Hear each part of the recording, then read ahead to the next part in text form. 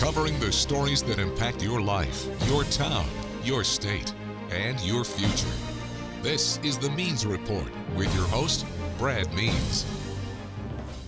Hello, everybody, and welcome once again to the Means Report. We certainly appreciate you spending part of your day with us, where today the Means Report is basically ripped straight from the headlines. I try to do that every week anyway, so we keep the events that we cover as current as possible. But I saw my two guests on the news, I think it was Tuesday night, 6 o'clock news. George Eskala was doing one of his stories about life at the municipal building and the commission and what's going on in our town. And so I thought it is high time to welcome back our commissioners from Augusta's District 1 and Super District 9, just to catch up with them and just to give you an idea of what is going on in the greater Augusta community. Plus, they are two of my favorite guests because they're easy to talk to. They're straight shooters, and I walk away much better informed, and I know you will too. So let's start with Super District 9 Commissioner Francine Scott. Commissioner Scott, again, I gave you short notice, but you still came here today. Thank you for being with me. You're welcome. And like I said, when I met you out in our lobby, Julie carries a lot of weight. Yeah, thanks a lot. She said that Julie, my wife, was the main reason that she came. So I respect that. Jules, thanks for the help. I appreciate it. Commissioner, just a general question to get started. How are things going in Super District 9, and what, if any, concerns would you like to see addressed in your district? It's going well, but we have a lot more to do in District 9, which consists of District 1, 2, 4, and 5. And I'm happy to say with my district commissioners, I have a great relationship. We work very well together. I call them, they call me, and if it's something that they're working on that they can't get to something immediately, I would take it and make sure they are informed. But my main goals for that I see that we need to continue to do is we need housing. Mm-hmm. We need housing. We have a study committee that we have met once. We're going to meet again in the near future. We have to do something about our unhoused population. I will probably ask Commissioner Johnson about this as well. Commissioner Jordan Johnson coming up in our next segment for District 1. Commissioner Scott, though, isn't there a moratorium on apartments and townhomes? I know there was. I may have missed it if they lifted that moratorium. Are we pausing on building those things right now? Right now, I think it came to the floor for a vote, and I did an amendment to the vote to let's put it in a study committee, because I think the motion was to just pause for 3 months. I'm not sure what 3 months would do versus doing something, get some accurate numbers and talk to the people, talk to the builders, talk to the realtors, talk to people in that industry and see what we need to do, how we need to do, and how we can get housing up and running. We need a rapid housing program, and I'm sure Commissioner Jordan will elaborate on that some as well. When you talk about helping the homeless population, do you picture building homes, apartments for them and saying, okay, here's your place where you can at least temporarily live? Is that what it would look like, or would it be some other facility where they could go? I think both, a combination of both, giving them a hand up and not a handout. We have old abandoned buildings all over Augusta. Maybe we can find somewhere that we can get some sponsors to come in and get them ready to go back out in the workforce and have a place that they can live and have a livable wages, because you can put somebody in a place to live, but if they don't have the means to maintain and move out, then what do we do? Commissioner Scott, let me ask you about another big news item lately, and that's the arena. We did call it the James Brown Arena. I think the Coliseum Authority is referring to the new one that they're building as the Augusta Arena until we figure out the name. What's happening there? Will we see James Brown's name on the new building, or is it too early to say? My personal preference I would like to see James Brown name on the arena, and we just have to work out some of the details and of course the legal part of it. I think the Coliseum Authority will do a good job to make sure everybody is happy in what the name is going to be. But I do support James Brown name being somewhere in, out of the arena, because he's our legendary, he's our historian. And growing up in Augusta, we used to always see James Brown. He used to come to my elementary school, Silas X. Floyd, where he actually attended.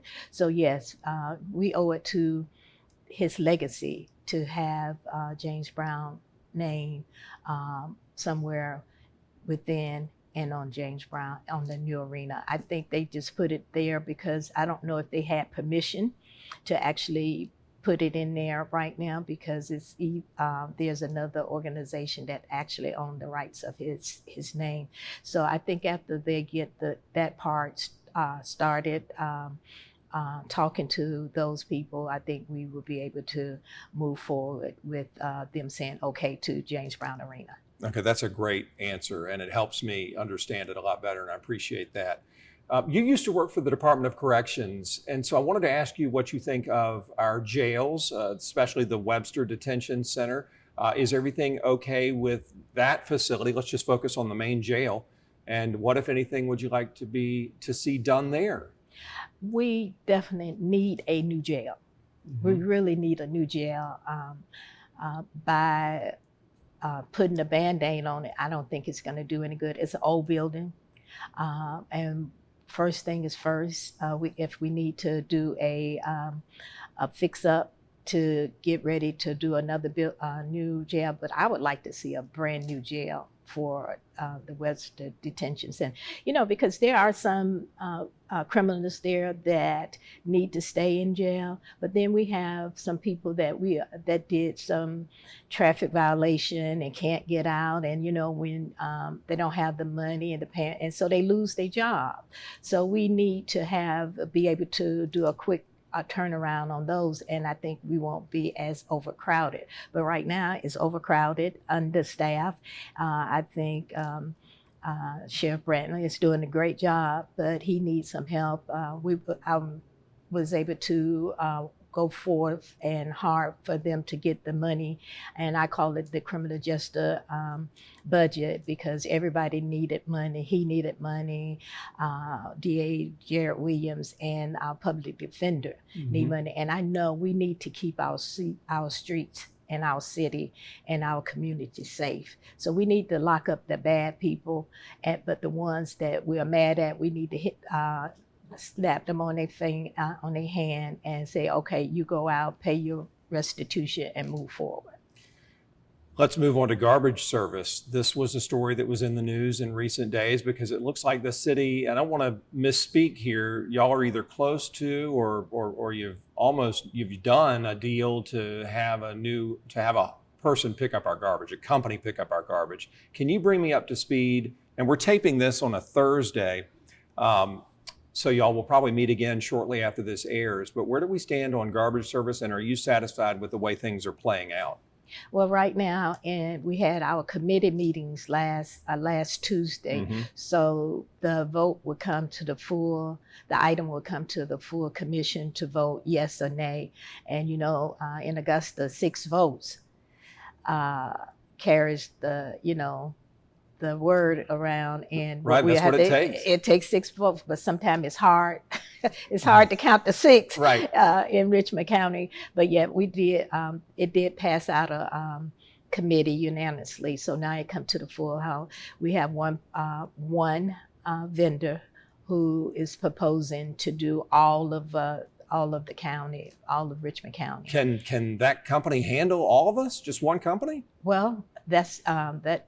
In their proposal, they said that they can, but of course they'll have outside, they'll have subcontractors to actually help with that. So we are looking, there are some more questions that I need to ask, because I think the contracts end June 30th and they got to be up and running by July 1st. So I need to make sure that they got the trucks ready, the garbage cans, because they got trash cans, because they're gonna have to run out, move from one trash collection to another, and that's something that we really need to make sure. I don't know if we have to do bring in a second for time being until they transition in. But that's just something that we'll have to see. Just a couple of more questions. And the first one is, by the way, if you don't think garbage affects you, think back to the hurricane a few months ago when our trash sat by the curb for a few extra days and you started to smell it. And so we love our trash haulers and we appreciate it when they come by.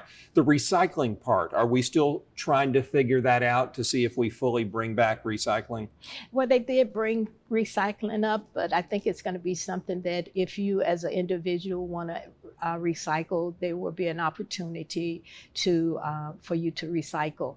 As I was talking to you earlier, my daughter lives in Seattle and they do true recycling. Yeah. That's why my daughter's like, don't worry about the kitchen, Mom. I'm gonna put the dishes in because because one piece of food contaminates the whole recycling. Yeah, so they are very into it. Right. In that part of our country. Right. So, and I don't know if I don't recycle, but there are many people who would like to recycle. So it would be something that we would probably have to offer them, but it's not with the contract as of yet. Let me take 30 seconds for my last question and just to ask you if you think there are enough things in Augusta for our young people to do this summer. School is out, they're looking for activities. Is Augusta a good place for our young folks this time of year? I think it is, but it's getting better because we're bringing in the zip line in, and I think that's going to be something that they're going to do. We have to work on that, and that's why I called him our youth commissioner. He always telling me about different things. Who, Jordan Johnson? Jordan Johnson. Yeah, he is. He is our youth commissioner. You know, come ride the bicycle with me. Come get on the motorized bicycle with me. I was like, I'm not doing that, but you know, we just have to get youth engaged. Commissioner Johnson and I was at elementary school, I forgot the name of it, and we asked the kids what they wanted to see, and I think he wrote a list of what they wanted to see to do for the summer, and we got to work on that.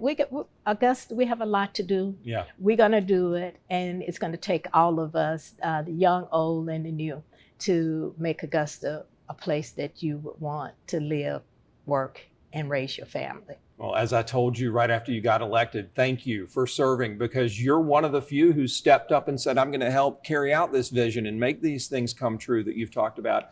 Commissioner Francine Scott, thanks for what you do for Super District 9 and for our whole town. Thank you. Absolutely. When we come back, the aforementioned Commissioner Jordan Johnson to update us on District 1 and the entire city on the Means Report.